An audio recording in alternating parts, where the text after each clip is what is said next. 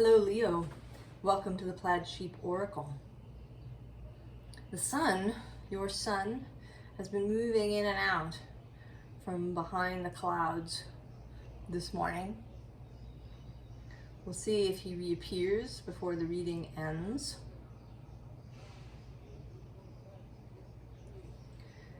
You begin. Well, I should start actually with this card that's at the top of the deck. When I choose the cards, I lay them out face down. So the only cards I see initially are the cards at the top and the bottom of the deck. And the card that was on the top of your primary, or your not primary, but your starting deck, is this Natal Mend card. And what struck me is that this is the mirror image of the joy, the win, joy, bliss card, which is also this vertical with a triangle, but it's coming off the other side.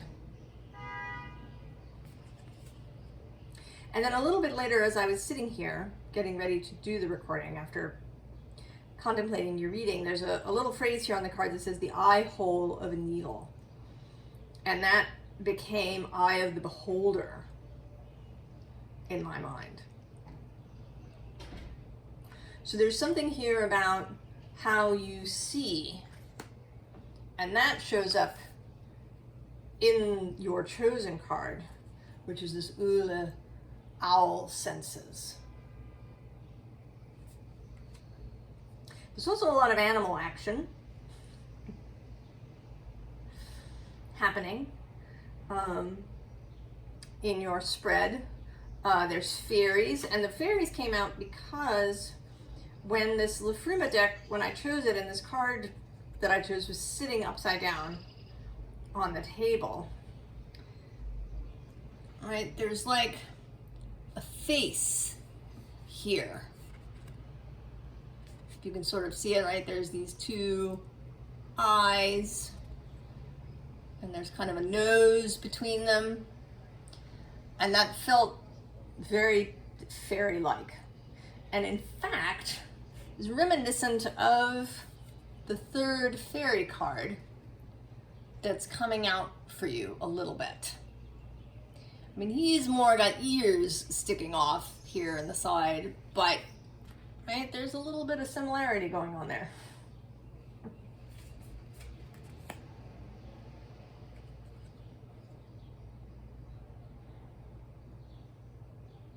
Now the bottom of the last bit of the card says, adjust your perception and see, hear, smell, taste, reach, and feel with your inner owl wisdom. What's there?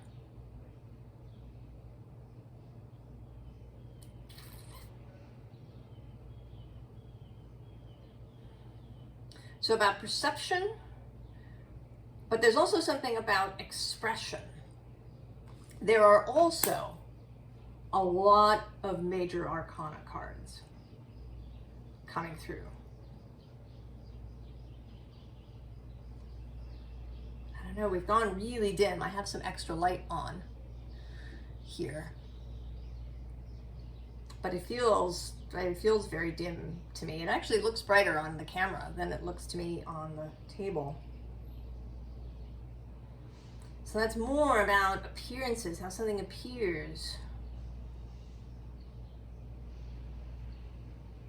I don't know exactly how this is all going to fit in. We're going to see as we go.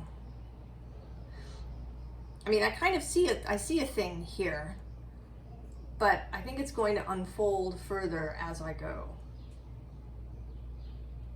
Now, the major arcana business starts here. The fairy deck is an oracle deck and technically doesn't have major arcana, but the first grouping of them, like cards 1 through 10 or 11, somewhere in there, are these singer cards. These kind of primal energies. They don't have, physical form the way the other fairies do. some of them, right, the very first card, the card number 1 is the unity, right, the all that is. And you have three of those coming out. So firstly, the singer of intuition, of knowing what you shouldn't be able to know. And I want to separate it here. There is a way that intuition can work where it's, you know, your mind grasping and putting things together. You know, you've seen a bunch of little things and your mind puts them together in the background without your conscious participation. And then you know. This is the kind of intuition that you can gain through experience and skill, and where you can see tiny little things, and they resolve themselves into a knowing. It's what Malcolm Gladwell talks about in his book Blink.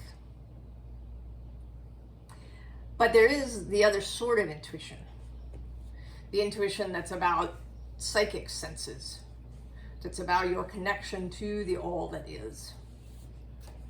And that's what we're talking about here in this singer of intuition.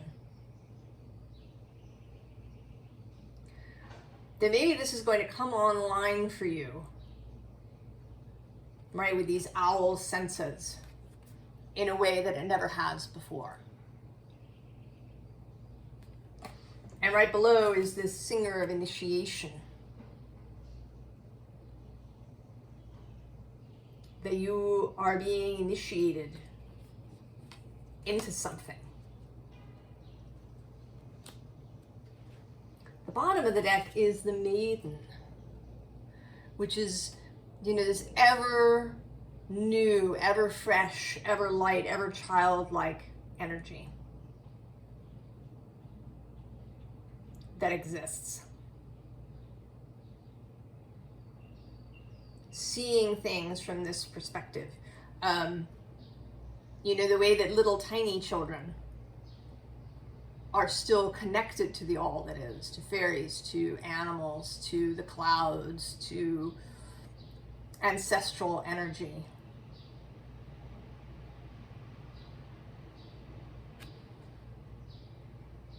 Going back to that, but as an adult.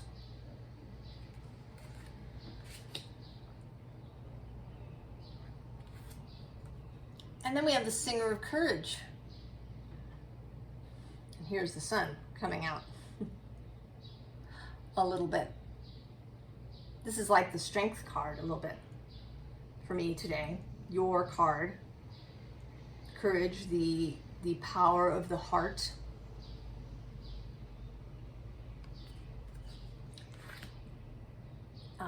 It is also number 8, actually. Like strength in most decks.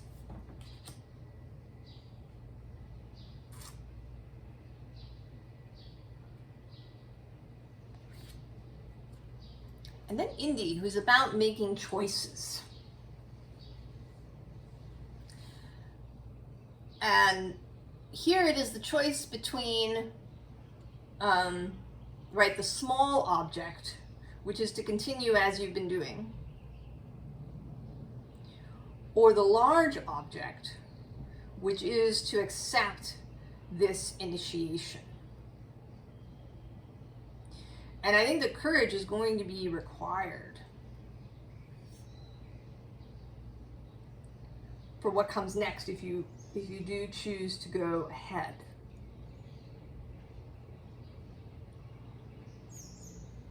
That more skills will begin to come online. You may really discover the power of energy in a way that you've never experienced before. If you choose this.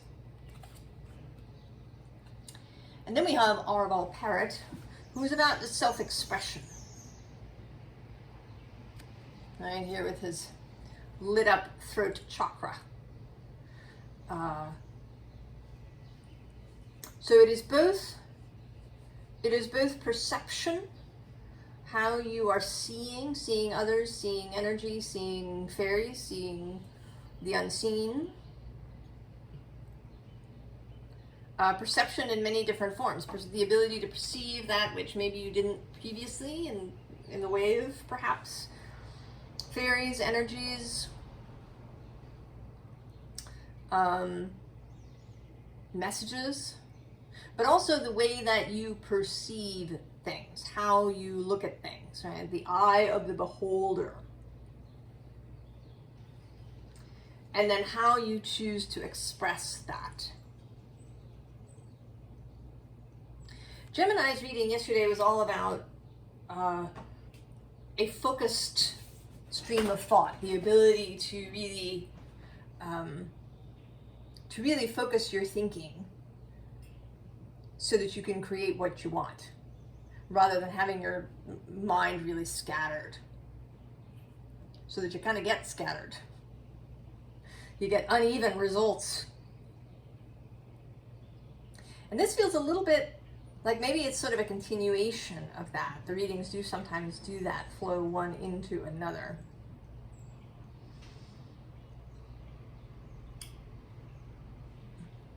Of, right, taking what you perceive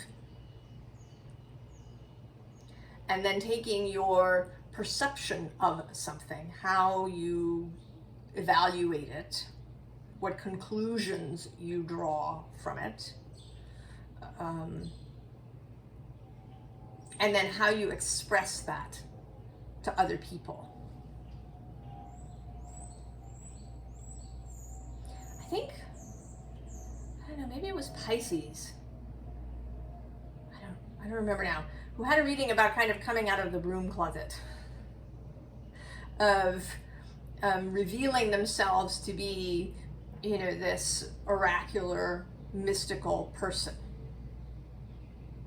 And I feel that a little bit here too, because the next card we get is this Perspicacious Platypus, which is an extra card in this deck. You know, here, seeing yourself. You know, you may be standing in your living room, but you see that you're actually standing in this magical garden when you look at yourself in the mirror, right? Perspicacity is, right, the ability to see clearly, to understand what it is you see, to comprehend.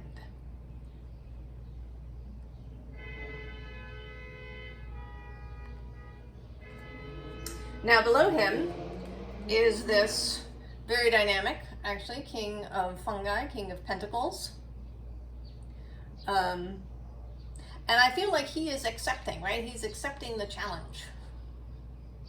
You know, we can't see it here, but maybe the sky has opened up and a message has landed that says, you know, do you accept? And he has said yes, raising his flower. And then below that, we have another major arcana, Death, and also Justice. And then we do have the Knight of Aether, who is Gemini's court card, showing up here as a little nod. On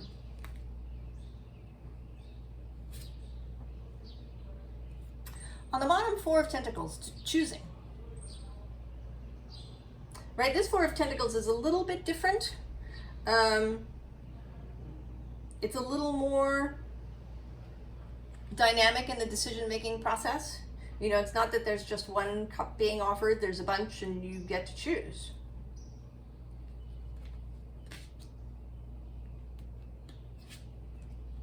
So then we have the Devil, who's all about perception. Right? Do you perceive yourself as trapped?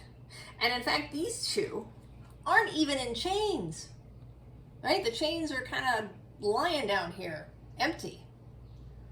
So these two aren't even locked up completely.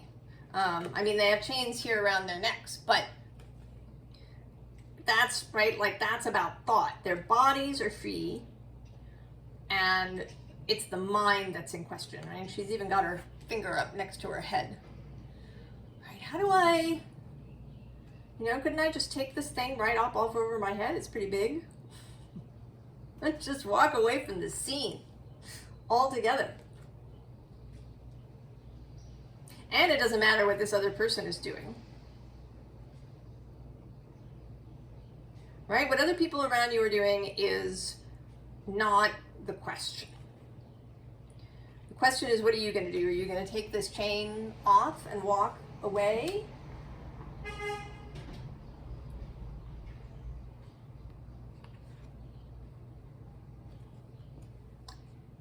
King of Pentacles, or Pentacles, King of Tentacles, King of Cups.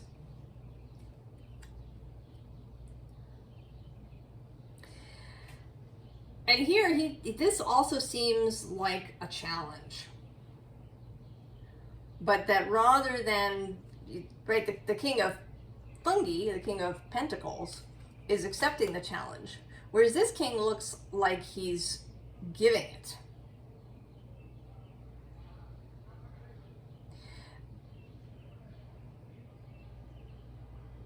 And I'm not exactly sure why, but he's coming through of it as part of your future self.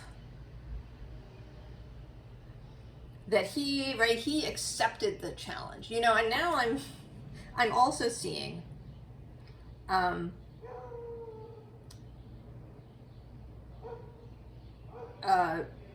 Davy Jones from the Pirates of the Caribbean. But Davy Jones as he should have been. Right? And then that Will Turner takes on that role. One of the other things that popped into my head when I saw this Needle Mend card was Calypso saying to Will, you have a touch of destiny about you, right? There is a touch of destiny about you. So this is taking a challenge, and it is, right, there is courage. To become Davy Jones and to do that job, that was challenging. There were things he had to give up. There was things he had to take on. And we don't really get to know in the movie, you know, what that's like for him. But I think that this, right, this King of Tentacles has enjoyed this challenge. You know, he is resplendent.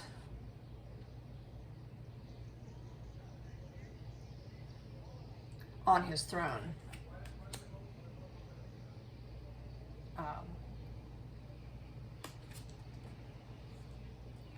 Wheel of Fortune. Destiny. A little bit of fate. You know, I personally don't, the way I see fate is that when we choose to come into a life, we choose a particular life, right? Born at a particular moment in time, so there's a particular arrangement of planets that we call our natal chart that infuses us. There's the DNA and all of that memory of the line that we're born into. And with that particular natal chart, we experience particular transits as we go through, right? We're going to have our Saturn return, and different things will happen at specific times.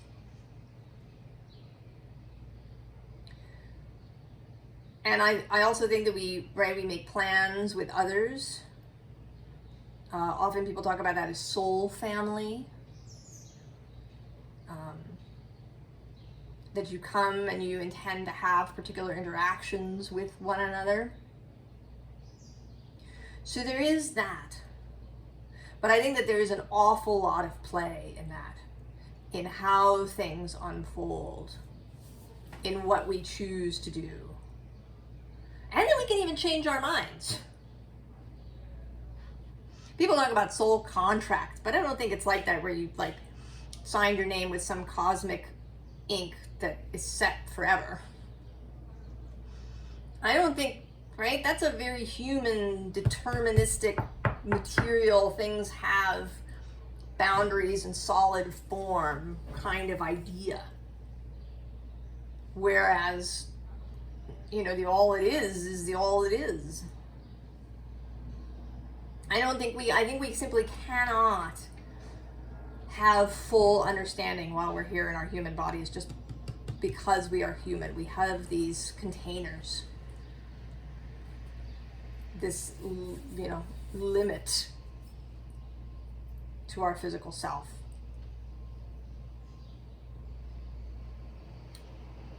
But there are things that we intended. There were perhaps meetings we intended to have. There's transits that we knew were going to happen. And that is all the wheel. Also other people's co-creations and the universe moving.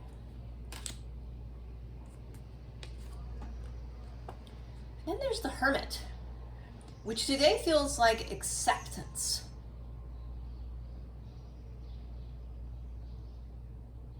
The acceptance of this, because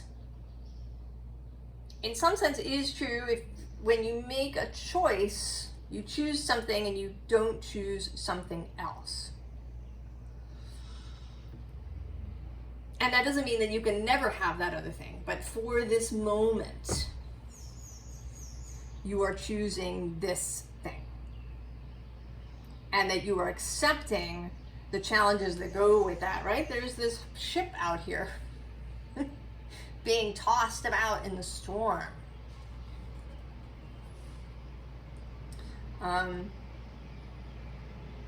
You know, there's probably wind that's going to blow through this window as he sits there.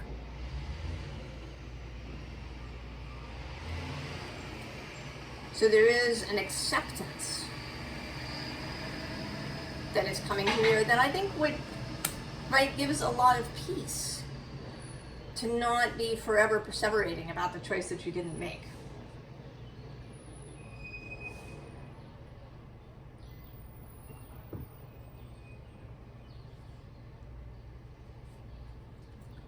And we have the Star.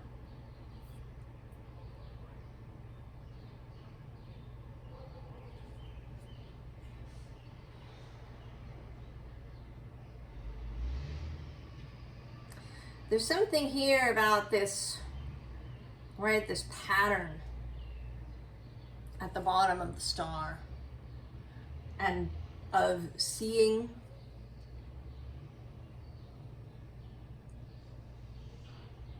of understanding,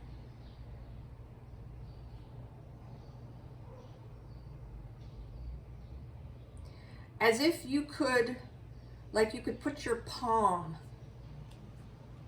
against the star here and receive a message from the star.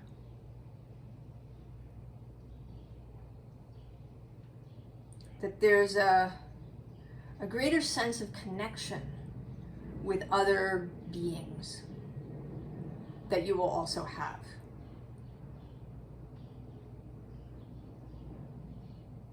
It may or may not be, you know, communication, right? That you'll be an animal communicator, or that you'll talk to the squirrels in the park. I don't know. But just a greater sense of kinship and understanding. We have the bat, who is decidedly about extrasensory perception, or what appears that way, the use of echolocation.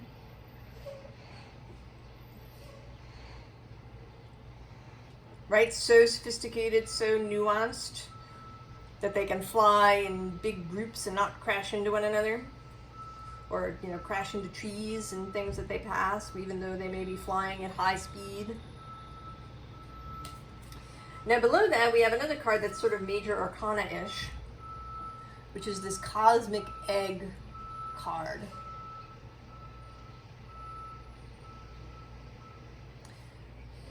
In this animal deck, there are 7 cards that are the cards of spirit. And I believe that this one is associated with the crown chakra. Right? Kind of, right, the connection to the all that is.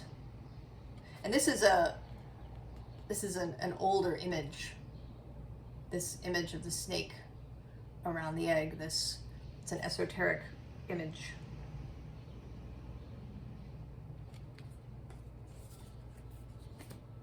The bottom of the deck is the Knight of Swords again. Incoming messages, and fast.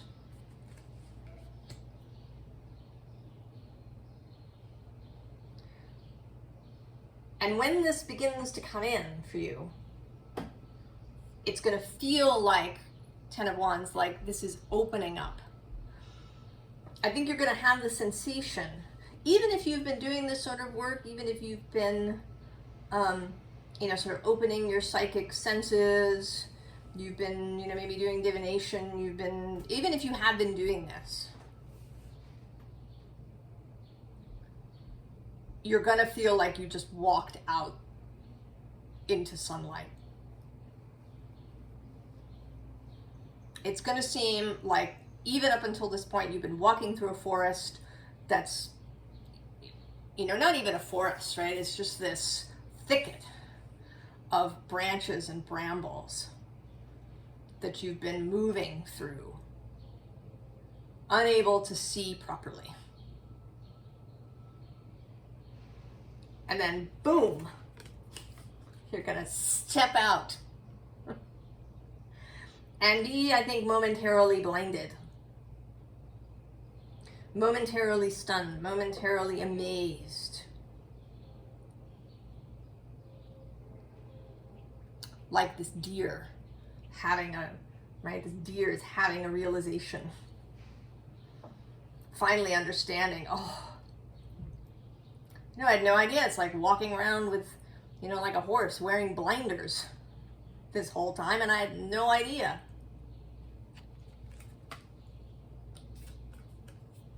Phoenix, another spirit card.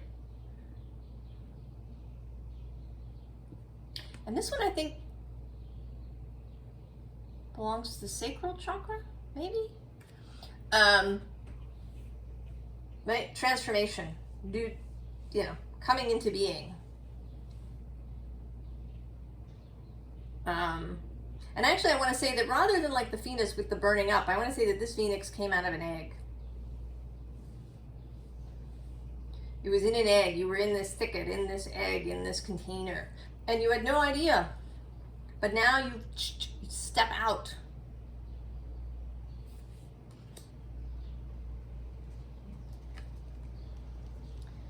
And then there's this clarity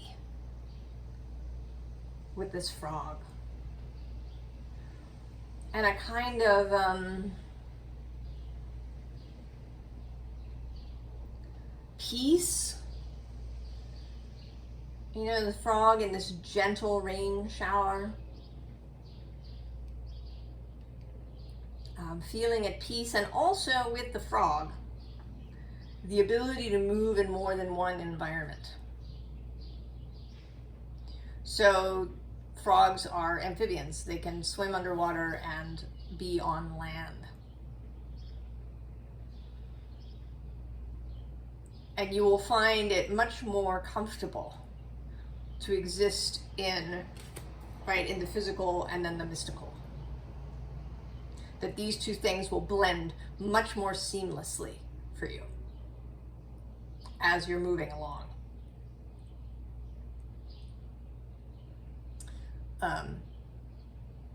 Because often it's, you get into this mystical space if you're in meditation or contemplation or, walking through the woods, but then as soon as you get on the subway, it's over.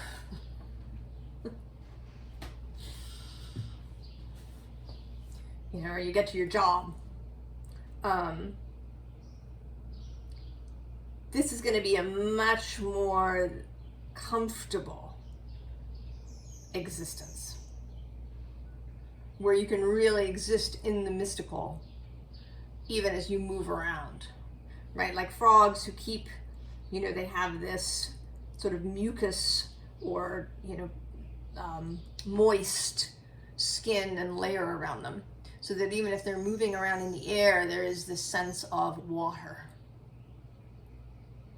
And then if they're in the water, there is still the sense of, you know, very much their physical body and, you know, their need to come up and breathe oxygen.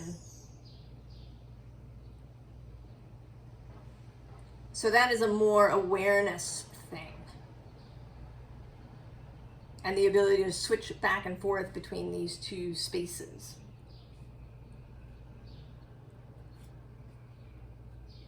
So Eight of Swords, right? This is the place where you have been unknowingly. Where we are when we're kind of in a materialist frame, perhaps. Although I don't want to say that exclusively, because I think that some people come here, right? Their souls come here to live that existence, and that they can have a very fulfilled and exciting and interesting life, even if they never see, you know, the mystical, the spiritual.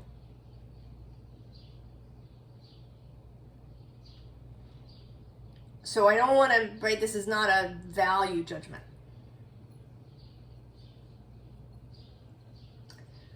But for anybody whose intention was to experience this, then the period before can feel like this.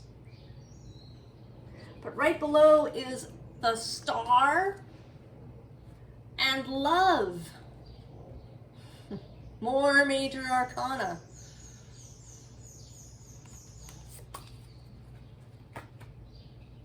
And then the bottom of the deck has first the Prince of Staves, this dynamic, let's go energy. I'm ready. Let's do it. And then right next to him, Power. More major arcana. The Emperor card in this deck.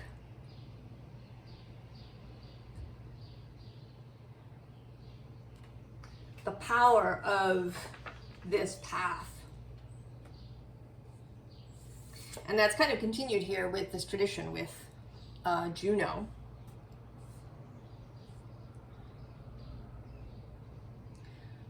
You know, not just Jupiter's wife, but a goddess, a powerful goddess in her own right.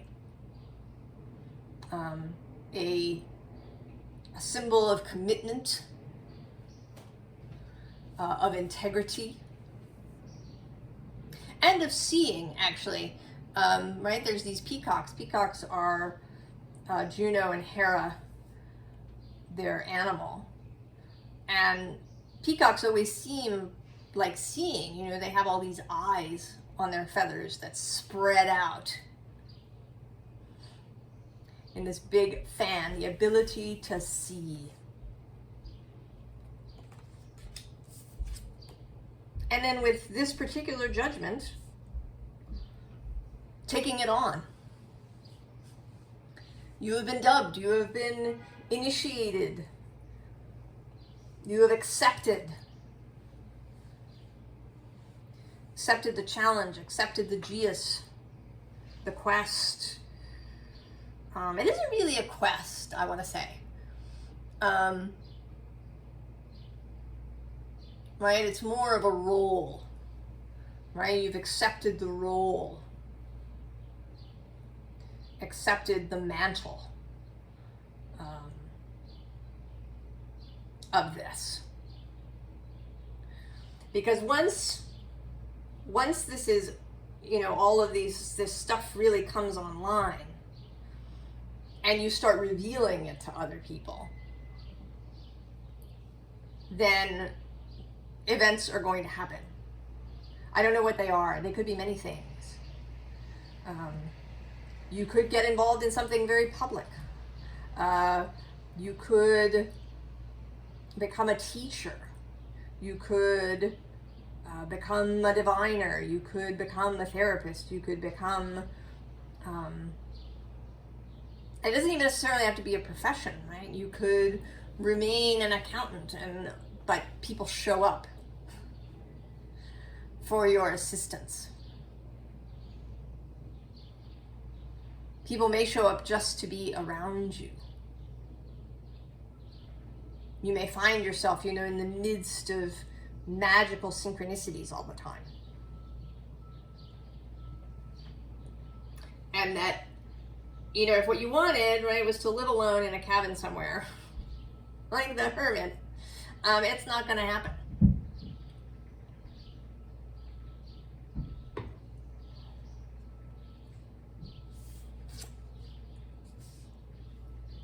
So we have the Prince of Pentacles. There is a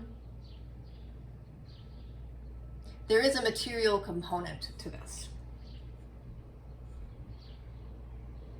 Something will arrive, be given, come to pass that has a physical component. It could be that maybe you do make a lot of money. Maybe you receive money from somewhere that allows you to do this work without needing a job in some way. An inheritance, you win the lottery, you become partnered with somebody who has lots of resources. Or it could be that there's something very specific. You inherit a house from someone that you had no idea about, and you go and move there, and all kinds of things happen. Or you get a job offer. Or somebody says, I have this new project, do you want to be in on it? You could even have a child that is part of this in some way.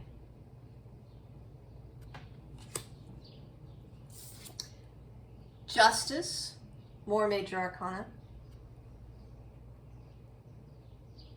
But here it's more about this distaff, this spindle that she has going here. This spinning and weaving of things. There is, I think that this will only expand as you mature and get older, that you will begin to get even more understanding, that you will have glimpses into the weird, into the loom of the fates,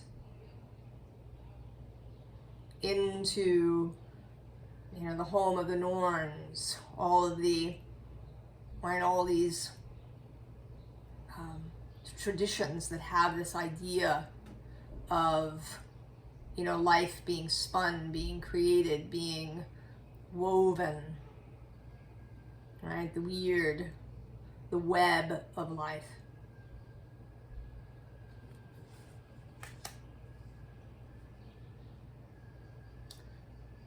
Advice. Valor. Have courage. And be ready, be willing to accept this visible role. Now, normally, one would say, well, if you have a lot of Leo energy, you're probably ready for that. That's part of what Leo is. The sun shines. That's what it does. And that's what the pureness of Leo does. It shines and people are attracted. It is innate. Right? It doesn't have anything to do with self-centeredness or narcissism or any of those things. It is just the natural consequence of the sun, of having the energy of the sun. But of course, we're not, we're not pure Leo energy, even if we have several planets in there. We've got other stuff going on. We may feel a little tentative about standing on the dais, about being the leader, about having a following, or having people coming to us, having people gather around us. It can feel like a lot. Have courage. Under that is this beautiful 10 of Cups. Right? That's what underlies all this emotional fulfillment. And then the Prince of Wands making his reappearance with instigation. Being an instigator.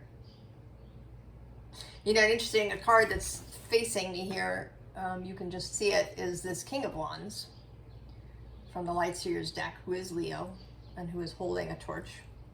All while on top of the wheel. Yeah. Oh, and then under him, I have to say this too, because, we have the Tower. And then the Emperor. More, right? We are just replete, just flooded with major arcana. This 5 of Discs is at the bottom, and I'm going to cover the word because it doesn't have anything to do with it. This is, right, this kind of moment that this deer is having.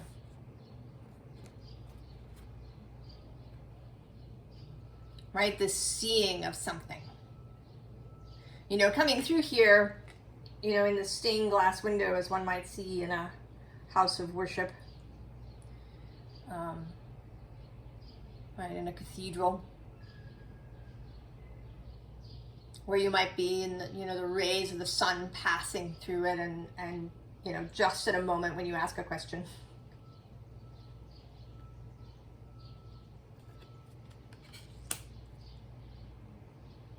So then, what do you do if you got fear?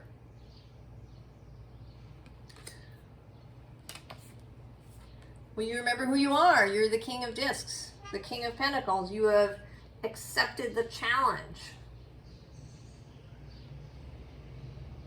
You are absolutely capable of these things. You know that you have been doing this. You have been learning how to rely and to stand on your own inner strength and stability when you need it. Other people are absolutely there. You have support and friends and people. But there is no single other that is as important as your own inner self. And then death, showing up again. Right, accept and allow the change to occur.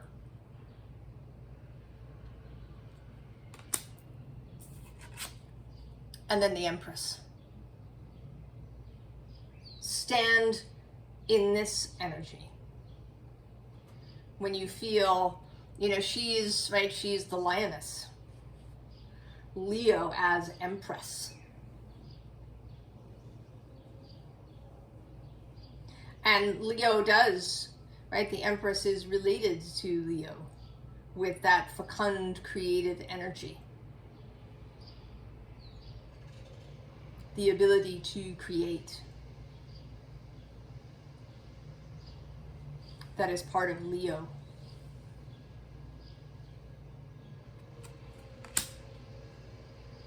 I mean, really the whole thing, right, is about remembering or coming to understand who you are, what you're capable of, what you can be. Right? To see your touch of destiny. I wish I could say it like her, but I won't try.